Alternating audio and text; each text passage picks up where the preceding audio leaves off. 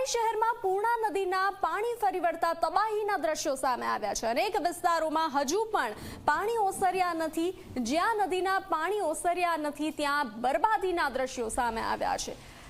APMC નજીક મુલ્લાની વાડીમાં વરસાદી પાણી ભરાયા હતા। શ્રમિક પરિવારની તમામ ઘરવખરી પાણીમાં ગરકાવ થઈ હતી। પાણીમાં પલળવાના કારણે નુકસાન ભોગવવાનો વારો આવ્યો છે।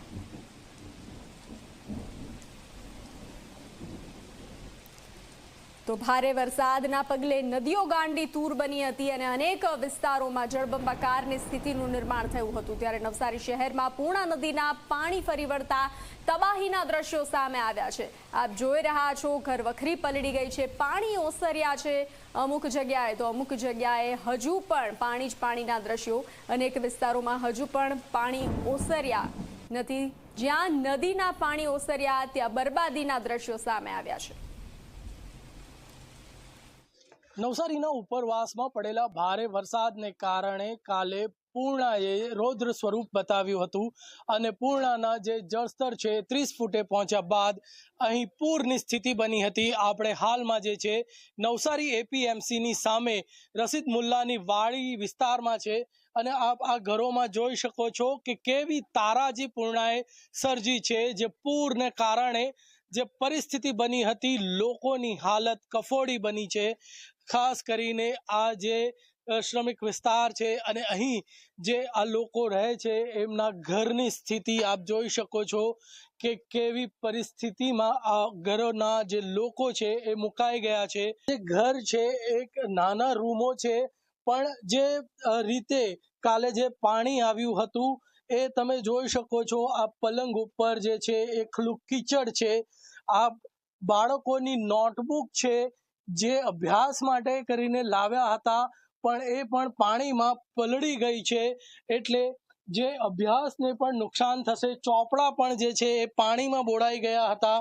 આ દીકરી અભ્યાસ કરે છે અને એમાં જે છે એમાં આ જે પરિસ્થિતિ જે બની છે તેના કારણે આ જે ચોપડા છે એ એકદમ પેલાઈ ગયા છે, પલળી ગયા છે અને તેના કારણે જે સ્થિતિ છે એ વિકટ થઈ ગઈ છે। જો વાત કરવામાં આવે તો આપ પૈસા પણ જોઈ શકો છો। આ રૂપિયાની નોટ છે, 20 રૂપિયા, 10 રૂપિયા, 50 રૂપિયાની નોટો છે। જે આ રૂપિયાના નોટો જે પલળી ગઈ હતી એને અહીં સૂકવવાનો પ્રયાસ થઈ રહ્યો છે। અહીં પણ બતાવવા માંગીશ કે આ જે 10 રૂપિયા, રૂપિયાની, 2 રૂપિયાની જે નોટો છે એ આ પરિવારે જે સાચવી રાખી હતી એ પાણીમાં પલળી ગઈ છે। એને સૂકવવાનો પ્રયાસ થઈ રહ્યો છે। જે પૂર્ણાના જે પૂર જે છે, જે પૂરના જે પાણી છે એ આ ઘરમાં પ્રવેશી જતા 7 ફૂટ જેટલું પાણી જે છે આ ઘરમાં પ્રવેશી ગયું હતું અને તેના કારણે જે છે આ પરિવારને મોટું નુકસાન વેઠવાનો વારો આવ્યો છે। આપણે ઘરના જે મોભી છે એમની સાથે વાત કરીશું। જી, આપનું નામ? મીનાબેન મારું।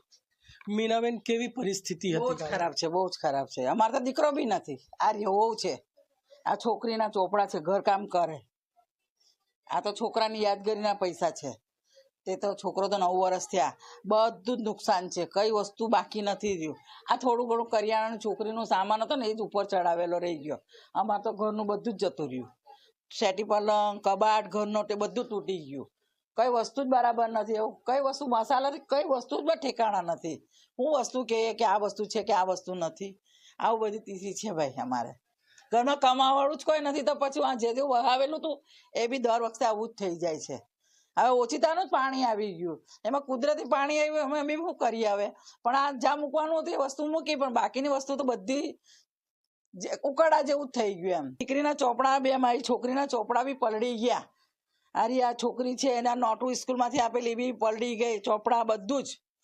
અમે ઘર કામ કરીને જેમ તેમ કરીને ચોપડા લીધેલા હતા, સ્કૂલમાં મંગાવ કરે તે ચોપડા બી અમે જોડી બાંધીને પછાડી મૂકેલા હતા। વહુનું તો બધું જ નુકસાન થઈ ગયું। ઘરકામ કરીને આ જે પરિવાર છે પોતાનું ગુજરાન ચલાવે છે, પરંતુ જે પરિસ્થિતિ છે એ વિકટ છે। ઘરનો તમામ જે ઘરવખરી છે એ પલળી ગઈ છે। જે રૂપિયા હતા એ પણ પલળ્યા છે। જો વાત કરવામાં આવે તો દીકરી જે અભ્યાસ કરે છે એના પુસ્તકો હમણાં જ લીધા હતા, એ પુસ્તકો પણ જે છે એ પલળી ગયા છે, જેના કારણે પરિવારને જે છે પારાવાર નુકસાન થયું છે। મહત્વની વાત કરવામાં આવે તો પૂર્ણાના પૂરથી જે સ્થિતિ સર્જાય એમાં ગરીબ પરિવાર જે છે એના પર મોટી આફત આવી છે, ત્યારે સરકાર અને તંત્ર યોગ્ય સહાય કરે એવી આશા રાખી બેઠા છે. ધવલ પારેખ, ઝી મીડિયા, નવસારી. તો નવસારીમાં પૂર્ણા નદીના પાણી ઓસરતા રાહત થઈ છે. અનેક નીચાણવાળા વિસ્તારોમાં પાણી ઓસરવાનું શરૂ થઈ ચૂક્યું છે. પાણી ઓસરવાના કારણે સ્થાનિકોએ રાહતનો શ્વાસ લીધો છે. પાણી ઓસરતા સ્વચ્છતાની કામગીરી શરૂ કરવામાં આવી છે. લોકોએ દુકાન અને મકાનની સાફ સફાઈ શરૂ કરી છે. જે રીતે પાણીમાં ગરકાવ થયા હતા, અનેક વિસ્તારો રહીશોના ઘરમાં પાણી ઘૂસી ચૂક્યા હતા, તેને લઈ ઘરવકરીને મોટા પ્રમાણમાં નુકસાન પહોંચ્યું હતું. આ નવસારીના દ્રશ્યો અમે આપને બતાવી રહ્યા છીએ. નવસારીમાં પૂર્ણા નદીનું પાણી ફરી વળ્યું હતું. પૂર્ણા નદી ગાંડી તૂર બની હતી અને તેને લઈ અનેક વિસ્તારો પાણીમાં ગરકાવ થયા હતા. લોકો હાલાકીનો સામનો કરી રહ્યા હતા. તો નવસારીમાં પૂર્ણા નદીના પાણી ઓસરતા સ્થાનિકોએ રાહતનો શ્વાસ લીધો છે. અનેક નીચાણવાળા વિસ્તારોમાંથી પાણી ઓસરવાનું શરૂ થઈ ચૂક્યું છે. પાણી ઓસરવાના કારણે સ્થાનિકોએ રાહતનો શ્વાસ લીધો છે અને સ્વચ્છતા હાથ ધરી છે. પાણી ઓસરતા સ્વચ્છતાની કામગીરી શરૂ કરવામાં આવી છે. લોકોએ દુકાન અને મકાનની સાફ સફાઈ શરૂ કરી છે. તો આપ આ દ્રશ્યો જોઈ રહ્યા છો ગઈકાલના અને આજના દ્રશ્યો અમે આપને બતાવી રહ્યા છીએ. જે ગઈકાલના દ્રશ્યો છે તેમાં પાણી ભરાયા છે, કમર સુધી, ગળા સુધીના પાણી ભરાયાના દ્રશ્યો સામે આવ્યા છે. જ્યારે આજે જે છે પાણી ઓસર્યા છે અને લોકોએ સાફ સફાઈ હાથ ધરી છે. પાણી ઓસરતા તબાહીના દ્રશ્યો પણ સામે આવ્યા છે. અનેક વસ્તુઓને નુકસાન પહોંચ્યું છે, ઘર વખરીને નુકસાન પહોંચ્યું છે. પાણી ઓસરતા સાફ સફાઈ હાથ ધરવામાં આવી છે.